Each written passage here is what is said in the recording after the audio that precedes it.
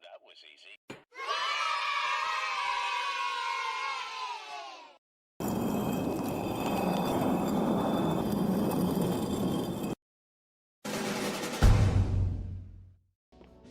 Votekicking was added February 16th of 2020 during the 2.2 update.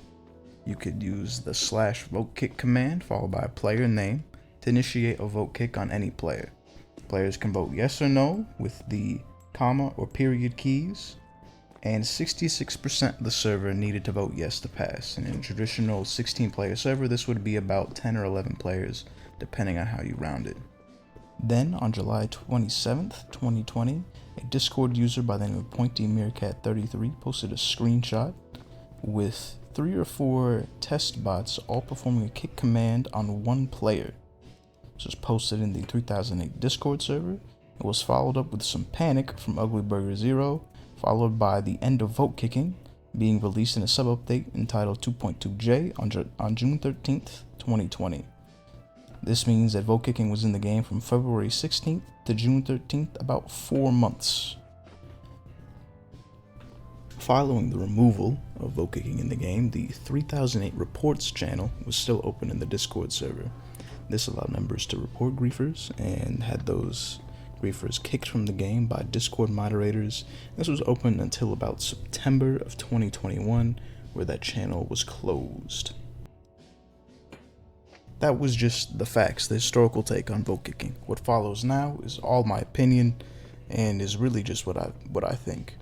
As one of the few people who still plays the game, if not that regularly anymore, but I played it regularly through the period of Votekicking, it's of my opinion that the screenshot that is often attributed to the reason why Votekicking was removed is not actually a good reason for the removal of Votekicking. It does give a very easy way to explain to people why Votekicking was removed, but the real reason is just simply that Votekicking didn't work and was very easily abused and didn't actually improve the gameplay experience. One of the main reasons I don't attribute the bot screenshot to the removal of the Votekick is if we just look at the dates. Specifically, we compare that to the date of a video entitled "People Are Abusing the Kick Command in SCP-3008." I found this video by just looking up 3008 Votekicking on Google, went to videos, first result. That's how I got all the screenshots for how Votekicking worked, because I couldn't bother to sort through the clips from 2.2 in the 4 months that it was in the game. That would just be too much work. But I looked that up, I found it, and that video was uploaded on June 13th, the same day that the actual Votekicking was removed. If we look at the description, the description says this is the evidence that I'm not lying to UglyBurger0. So I really don't think, while the bot situation was possibly a reason to remove Votekicking, it definitely wasn't the main reason.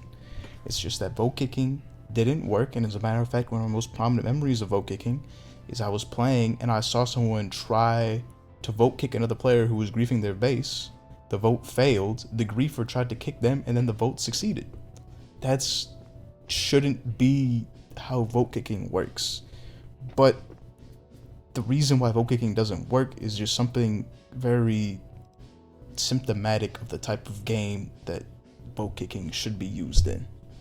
The main problem with Votekicking in a game like 3008, griefing in itself is inherently a personal issue. It is a problem between the players getting griefed and the griefers. It is not a server-wide issue. And so if you make a personal problem a server-wide issue, then the result is not going to be what is intended. For example, it's like let's say you get in a fight at school and you have to explain to administration what happened. It's going to be their word against yours. So nothing is likely to happen unless you both get suspended or have detention or whatever. That's the same problem that we have here. You're trying to make a very personal experience a server-wide issue, and the people playing in the server just don't care. They're not getting griefed by you. It relies on the empathy of the other people in the server. But if you're relying on the empathy of the other people in the server, then, there shouldn't be griefers in the first place. And it's just hard to implement Votekicking in a game that isn't co-op focused. While you can work as a team in 3008, it is not a whole server team type mentality. It's just maybe you and your friends. It's a every man for himself type server. For example, in games that do have vote kicking where it works well, let's take a game like a local co-op game, like a party game you can play on the couch with your friend. Let's say like Portal 2. If you're trying to play Portal 2 and your friend isn't cooperating with you, you can literally kick them off of the game. Like physically, you can kick them off. Or in a game that's not local co-op, I'm gonna take a beeline for a very old game called Plasma Burst 2, Flash game. In there, in the multiplayer section, there are different types of games, and there's a few of them that are like Saw Trap type games, and often enough they have a vote kicking system. So if someone is AFK or is just doing nothing while everyone else is dead and is focused on them, all the other players can vote kick them because they're ruining the gameplay experience for everyone. And in that situation, all the players have a reason to vote kick the one player who is ruining the fun. But in a game like 3008, there's no motivation to do that, so vote kicking is just an inherently flawed system. So since vote kicking is not an effective way to police griefers, we have to come up with a new way to keep the voting system or the anti-griefing system personalized to you and whoever is against you, not a whole server mentality.